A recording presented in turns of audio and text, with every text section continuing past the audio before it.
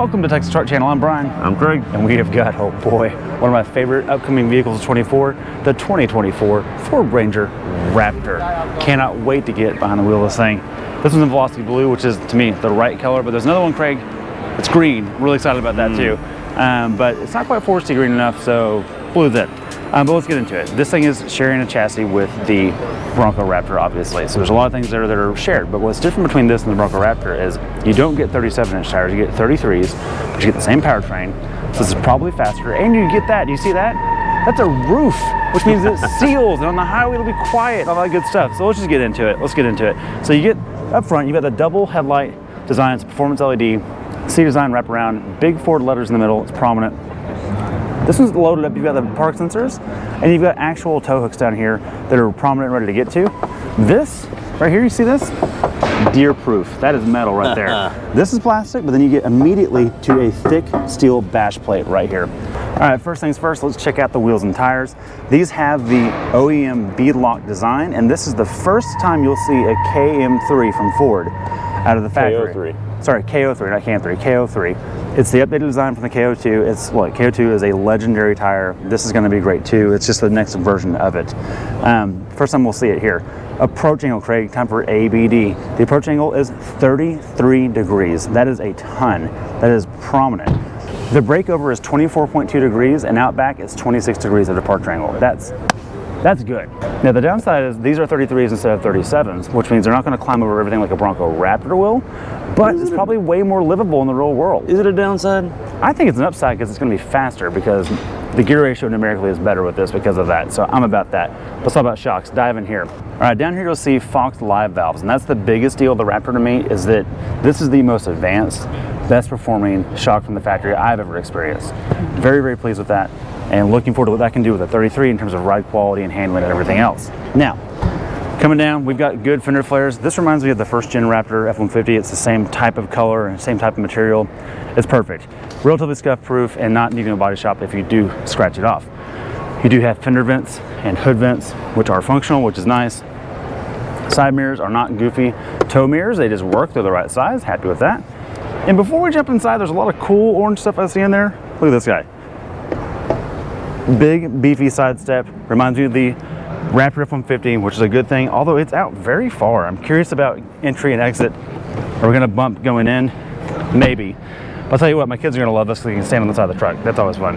Coming down to the back, you've got the graphics package on this one, which I do appreciate. I think it makes sense on Raptors. You gotta have something to tell people that you got the Raptor, although you can peel it off if you don't like it. Out back, here's the biggest news. You keep the bead locks, you keep the KM3s, but look under there, Craig. See if you can see it, I don't know if you have enough light. That is coil sprung rear suspension. That's right. And you get a locker in the rear. Ford's really good about putting E-lockers on their pickups. This has one. And the coil suspension is gonna be the biggest game changer because that's a first for Ranger. And it's only on the Raptor. If you go down to Lariat XLT, XL, you're not gonna get that. All right, coming back, I'm gonna skip the bed stuff and let Craig cover that in just a minute, but look at the rear of this thing. You stick with a, oh, what's that? That's a steel bumper. Oh, what's this? Giant tow hooks and a 2-inch receiver. If you remember back to the Ranger Trimmer of 23 and older, you could get either these hooks or the tow hitch, not both. They've solved that with the current Raptor Ranger. I'm really happy about that. And oh, you see this?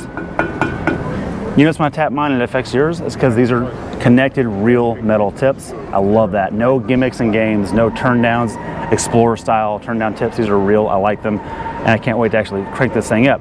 One more thing to point out, the shocks in the back are outboard mounted, which is really cool because it just gives it more stability and more shock to spring ratio. Happy about that. Now, let's check out what's under the hood.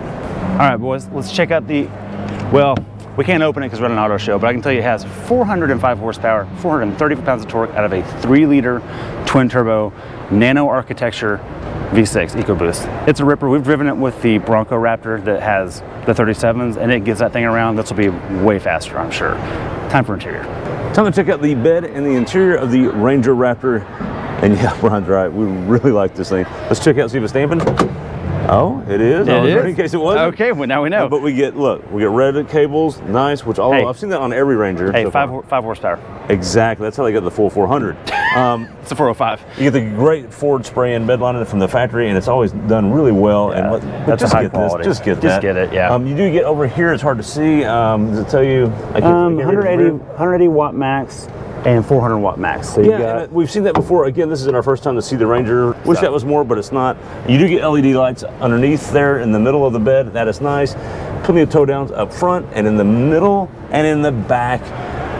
Thank you. It's a simple, easy solution to tying stuff down, and I don't know why more truck manufacturers don't just put more of those everywhere. So, thank you. Right before we jump into the back, one of the things I like about this in the midsize, you still get a sliding rear window. That's nice. We're going to see if it's powered here in just a second, but let's jump inside. Jumping inside, Brian, let's check out the door. Now, I don't know if this is a final production unit. It probably is, but sure feels like it. No padding on this in the back, which is not uncommon for a mid-sized vehicle. You do get a padded actual armrest, and the traditional Ford door pull, which is the way it should be in every vehicle. Just thank you. It works. A nice bottle holder down there. It's not going to hold the biggest bottle, but it's going to hold some. Brian, let's check out underneath before I sit down and see if it's 60-40 split. Oh, there's a handle. Oh, look. There's actually a little pull right there. You pull it, and you do get not a lot of storage, I'll be honest with you. You get some. A little disappointed. Wish there was more, but at least there's some. And a little disappointed it's not 60-40 split, but at least there's something underneath there. That's nice. The reason we bring that up is because you compare that to a Tacoma hybrid, you don't get any storage under there. So that is better than nothing. You compare it to a Tacoma non-hybrid, and you get some with a 60-40 split. Good point. So. All right, you do get a center armrest. That is very nice. With cup holders. You don't see that in a lot of the mid-sized trucks. Mat pockets on both seats. That's very nice. These are very bolstered seats. We'll get to the front in just a second. No rear AC. Very disappointing that there's not rear AC. There should just be rear AC. It's that simple. Yeah. Do it. You do get a 400 watt outlet back here, USB-C and USB-A. And Brian, you see all this orange? Oh yeah. That adds more horsepower. It does. But let's see if you fit. Okay. One of the things we do like about the Ford Ranger is there is a lot of room in here compared to some of the other midsize. I am fine right here, by the way. You're 6'4", and you've got room. And there's cutouts in the seat that I can actually ride back here and go to lunch.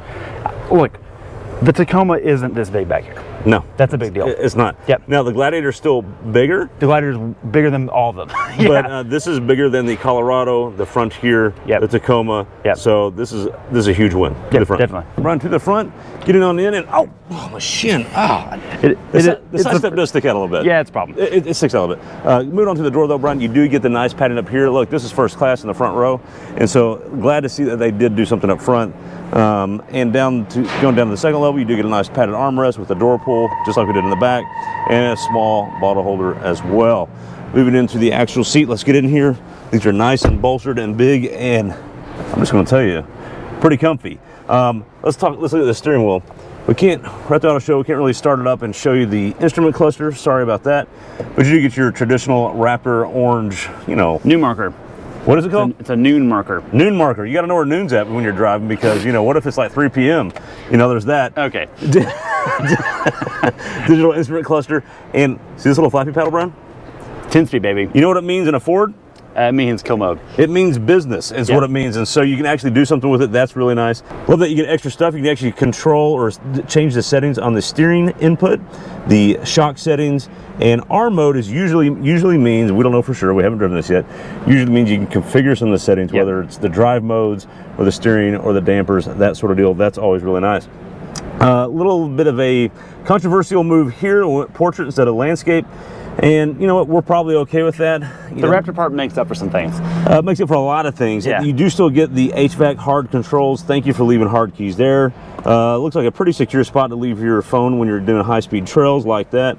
Shifter, interesting shifter, but it works. Who cares? Doesn't really matter because down here you get more modes and you get all the drive mode buttons here, traction control on, off, and I don't really know how this works. Is that drive modes and that's drive modes? We don't know. We'll find out when we actually drive it. But here's the best part. 4 high, 2 high, 4 low, that's nothing new. 4 auto. Yes. Why can't more people do that? Chevy does that. Ford does that. Thank you. The domestics seem to have got that figured out. I don't know why the others haven't. Oh, and Brian, last but not least, missile control. Thanks for watching. Be sure to like and subscribe. We have more Ranger stuff coming your way because we love this thing and we can't wait to get our hands on more of them, especially the Raptor.